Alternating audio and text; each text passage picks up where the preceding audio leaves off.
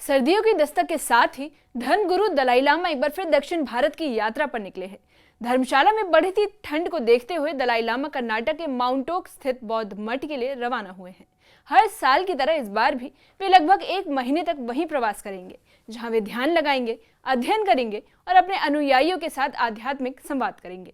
तिब्बती समुदाय इस दौरान खास प्रार्थना सभाओं और आध्यात्मिक कार्यक्रमों की तैयारी में जुट गया है। तिब्बत यूथ कांग्रेस ने बताया कि उनकी सेहत और कड़ाके की ठंड से बचाव के लिए ये यात्रा बेहद जरूरी है। दलाई लामा ने सभी का आभार व्यक्त करते हुए करुणा को जीवन का मूल मंत्र बताया है। ये रिपोर्ट देखिए।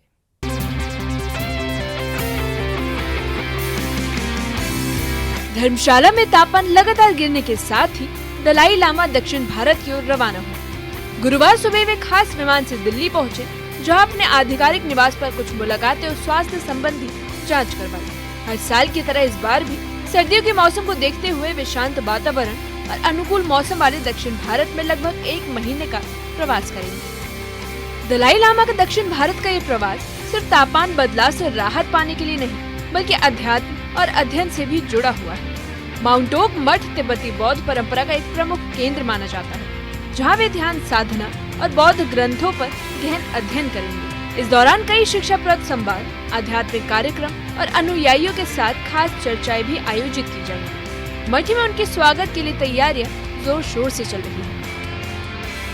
यहाँ से आज निकल के दिल्ली फिर गुरुजी मोनकोट, हमारा साउथ इंडिया में बहुत बड़ा सेटलमेंट्स है, लेकिन सबसे एक बड़ा वाला सेटलमेंट मोनकोट है। वहाँ पे गुरुजी रिसाइड करेंगे। फिर वहाँ पे एज पर गुरुजी के ऑफिस से वहाँ पे दर्शन लेने के लिए पब्लिक और टूरिस्ट के लिए उसको रूल्स एंड रेगुलेशंस के लिए ये पूरा गुरुजी के ऑफिस से पब्लिक को अनाउंस पे कर चुका। तिब्बत यूथ कांग्रेस के अध्यक्ष शेरिंग चामफेल ने बताया कि दलाई लामा का दक्षिण भारत का सालाना प्रवास उनके स्वास्थ्य और आध्यात्मिक अनुशासन दोनों के लिए अहम है। उन्होंने कहा कि इस साल धर्मगुरु का 90वां जन्म दिवस बड़े स्तर पर मनाया गया था और माउंटोक मठ में भी इस समारोह की झलक देखने को मिली। तिब्बती समुदाय उनके आगमन को लेकर बेहद उत्साहित है और खास धार्मिक कार्यक्रमों की तैयारियों में जुटे हुए हैं। गुरुजी यहाँ से धर्मशाला से रवाना होके दिल्ली जा रहा है और दिल्ली के बाद कर्नाटका की जगह मोंडकोट पे जा रहा है जी। इस साल पूरा गुरुजी की 90th बर्थडे हम लोग की ईयर ऑफ कंपैशन से हम लोग माना जाते हैं और इस पे हम पूरा जितना हम तिब्बती लोग से हो सके हम पूरा कर रहे हैं जी।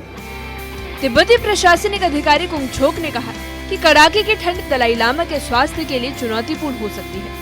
ऐसे में कर्नाटक का मनभावन मौसम उनके लिए बेहतर होता है। उन्होंने बताया कि माउंटोक में शीतकालीन मौसम आरामदायक रहता है, जिससे दलाई लामा को ध्यान, योग और आध्यात्मिक अभ्यास करने में कोई भी असुविधा नहीं होती। कुंगछोक ने उनके उत्तम स्वास्थ्य की कामना करते हुए कहा कि वहाँ उनकी सुरक्षा और देखभाल के लिए सभी व्यवस्थाएं पूरी कर दी गई।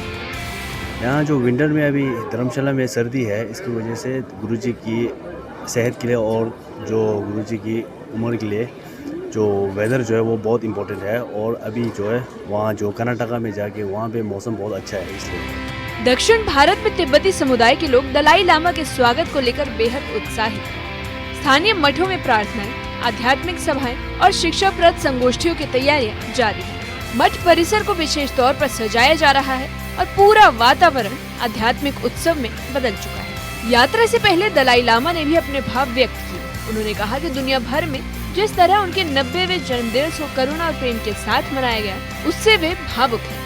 उन्होंने सभी को धन्यवाद देते हुए कहा कि इंसान के भीतर करुणा का भाव ही दुनिया को बेहतर बना सकता है। धर्मशाला से विदा होते हुए उन्होंने कहा कि सर्दियों में वे बाहर जा रहे हैं, लेकिन उनकी प्रार्थनाएं और शुभकामनाएं हमेशा लोगों के साथ रहेंगी।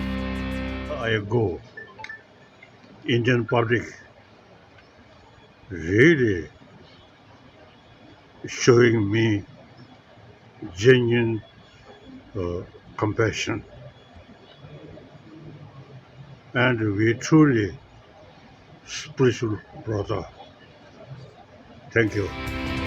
दलाई लामा का दक्षिण भारत प्रवास न सिर्फ उनकी सेहत और आध्यात्मिक अभ्यासों के लिए अहम है, बल्कि ये तिब्बती समुदाय के लिए भी प्रेरणा का समय होता है। माउंटोक मठ में उनकी उपस्थिति धार्मिक माहौल को और पवित्र बनाती है और जैसे जैसे वे अपनी साधना और शिक्षाओं से लोगों को मार्ग दिखाते हैं, दुनिया भर के अनुयायी उनकी करुणा, शांति और मानवता के संदेश से जुड़ जाते हैं। न्यूज़ 18 के लिए धर्मशाला से विचित्र शर्मा की रिपोर्ट।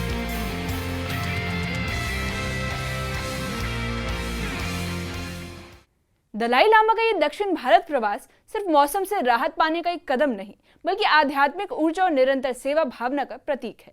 कर्नाटक के माउंट ओक मठ में उनका ठहराव तिब्बती समुदाय और उनके वैश्विक अनुयायियों के लिए आशा, सीख और प्रेरणा का अवसर है।